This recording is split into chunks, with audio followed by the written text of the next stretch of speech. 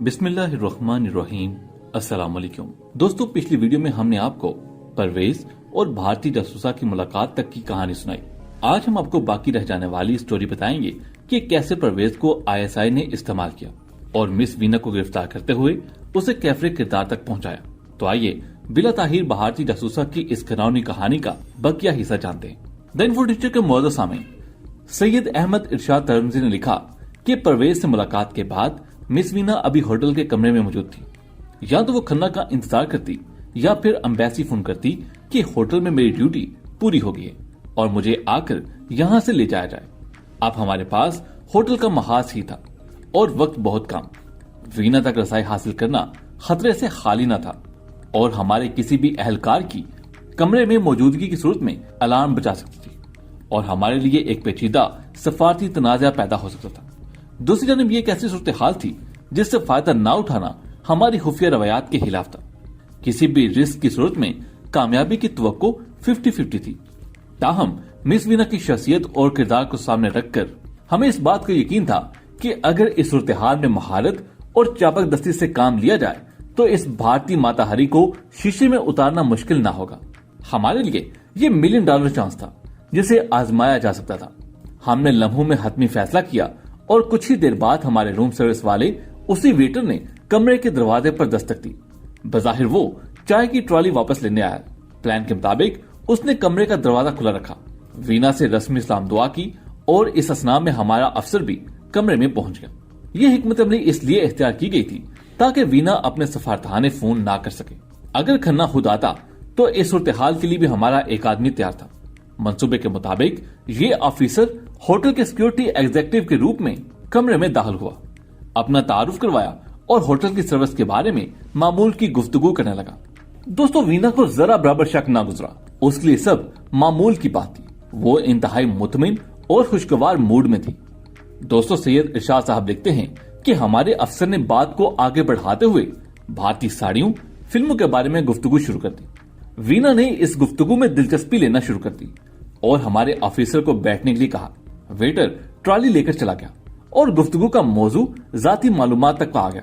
हमारा वार कारगर साबित हुआ। वीना जल्दी हमारे केस ऑफिसर को तुम कहने की हद तक आ गई। वो बातों में इस कदर महव हो गई कि उसे सफारतखाने फोन करना भी याद ना रहा। उधर खन्ना और उसके अफसराने बाला यकीनी तौर पर इस बात पर जामे मुसरत पी रहे होंगे कि बिलाहिर उन्होंने पाकिस्तान एटॉमिक एनर्जी कमीशन से एक बड़ी मछली को अपने जाल में फंसा लिया था।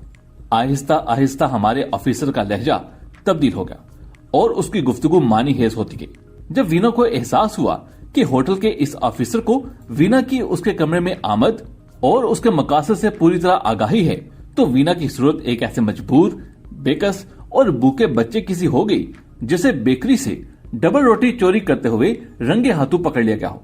उसकी आंखें भर आईं और उसकी आवाज किसी गहरे कुएं से आती हुई महसूस होने लगी। वीना ने अपनी दास्तान हयात सुनाना शुरू कर दी। ख्वातीन हज़रात, वीना कहने लगी कि मैं अपने वालिदैन की अकलौती औलाद हूँ। मेरे वालिदैन ने मेरी परवरिश इंतहाई गुर्बत और कसम परसी के बावजूद बड़े नाजो नाम से की। मैंने 2 ही साल पहले ग्रेजुएशन की है। जहेज की लानत से तो आप भी अच्छी तरह आगाह हैं। मेरे ख्याल में पाकिस्तान में भी ये लानत अभी तक मौजूद है, जिसकी वजह से हजारों लड़कियां अपने बालों में चांदी के तारों का इजाफा किए माँ बाप की दहलीज पर बैठी हैं। भारत में भी बहुत सी लड़कियां मुआशरे की इस दलदल में फंसी हुई हैं। मेरा ख्याल था कि तालीम मुकम्मल करने के बाद टीचर बनूंगी, मगर कोशिश के बावजूद मुझे नौकरी ना मिल सकी। फिर एक रोज मेरी एक दोस्त के खावंद ने मुझे अपने एक दोस्त से ये कहकर मुतारिफ करवाया कि ये एक आला सरकारी अफसर हैं और तुम्हारे लिए मुलाजमत का बंदोबस्त कर सकते हैं। बाद में मुझे इल्म हुआ कि उनका ताल्लुक भारतीय इंटेलिजेंस रा से। उन्होंने मेरा सरसरी सा इंटरव्यू लिया और मुझे बताया कि मैं तुम्हारे लिए नौकरी का इंतजाम कर सकता हूँ, मगर ये नौकरी भारत में नहीं, पाकिस्तान में भारतीय एम्बेसी स्कूल में होगी। ये अल्फाज मेरे लिए इंतहाई खुशकुन थे। मेरे लिए किसी दूसरे मुल्क में जाने का तस्वर ही इंतहाई दिलकश था। उन्होंने मुझसे कहा कि नौकरी का बंदोबस्त तो हो गया है, मगर पाकिस्तान चूंकि हमारा दुश्मन मुल्क है, इसलिए तुम्हें चंद माह के लिए सिक्योरिटी ट्रेनिंग पर जाना पड़ेगा। मैं उसके लिए भी तैयार हो गई। दरअसल मुझे खुशी इस बात की थी कि मुझे बैरून मुल्क मुलाजमत मिल रही थी और उसके साथ साथ मुझे एक ऐसी सरजमीन देखने का मौका मिल रहा था जिसके बारे मैंने बहुत कुछ सुन रखा था। चंद रोज बाद एक शख्स हमारे घर आया।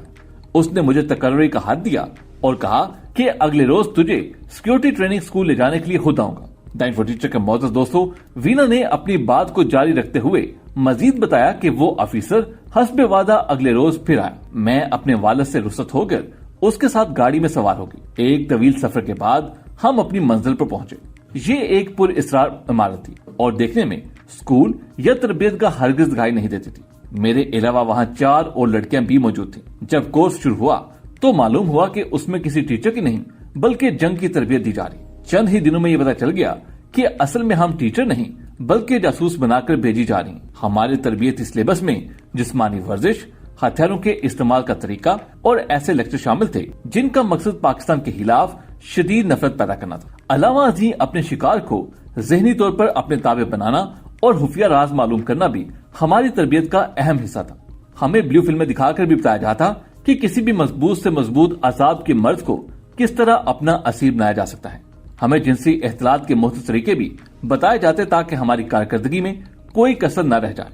दर हकीकत हमें बाइज्जत तौर से जिस्म फरोशी की तरबियत दी गई और हमें बताया गया कि एक कामयाब जासूस बनने के लिए अपनी जिस्मानी खूबसूरती को हथियार के तौर पर इस्तेमाल करना ही असल हुनर है।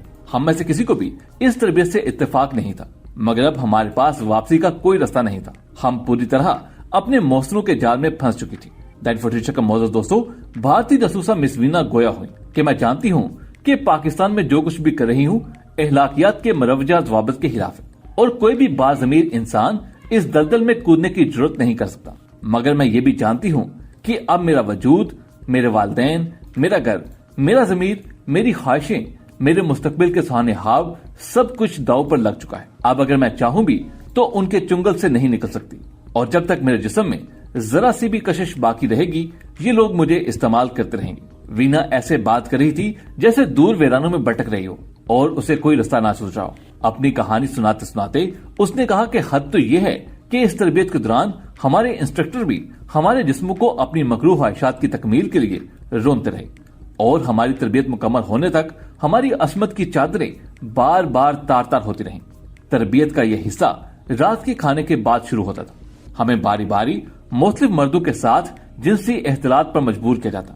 हमें अमली तौर पर मर्द की हैवानी जबलत पूरी करने का सलीका सिखाया जाता। शुरू में तो ये हर अमल हमारे लिए एक मुस्तकिल अजाब की मानत था और हमने इस पर कई बार एहतजाज भी किया, लेकिन उनका कहना था कि तुम्हारे लिए ये तरबियत इंतहाई जरूरी है और तुम्हें मुल्क कौम के अजीम तर मफाद के लिए सब कुछ कुर्बान करने के लिए हम वक्त तैयार रहना चाहिए। खवातीन, उसके बाद ISI ने उस जासूसा को गिरफ्तार करके जेल मुंतकिल कर दिया क्योंकि वो मासूम ही सही मगर उसका जुर्म बहुत बड़ा था। इस कहानी से ये भी मालूम होता है कि भारतीय मुआशरा किस कदर गिरा हुआ है कि उसके कौमी इदारे अपने ही मुल्क की खवातीन को जबरदस्ती जिनसी खिलौना बनाते हैं सिर्फ और सिर्फ अपने जाती मफाद हासिल करने के लिए। दोस्तों, ये कहानी कैसी लगी कमेंट लाजमी कीजिएगा और अगर आप जासूसों की कहानियां हमारे चैनल पर देखना चाहते हैं तो हमें जरूर कमेंट्स में आगाह कीजिएगा। आज की वीडियो में बस इतना ही। आपसे मुलाकात होगी अगली वीडियो में। तब तक अपना बहुत सा ख्याल रखिएगा। अल्लाह हाफिज।